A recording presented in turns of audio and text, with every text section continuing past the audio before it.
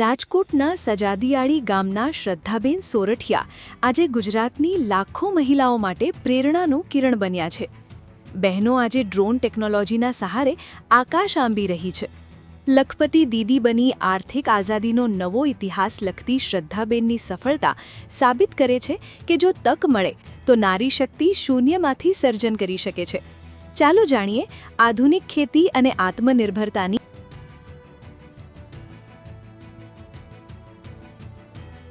બહુ મને સારું લાગેલું કે મને આવો મોકો તો ક્યારેય મળે નહીં, પણ સારું છે મળી ગયેલો છે, કેમ કે હું સારી એવી આવક કરી શકું છું। મારી વાર્ષિક આવક તો 13 થી 14 લાખ રૂપિયા છે, તેથી મને લખપતિ દીદી બનાવવામાં આવી છે અને અમને 500 રૂપિયા મળે છે એકરના, અને ખેડૂતોનો બહુ સારો એવો રિસ્પોન્સ છે।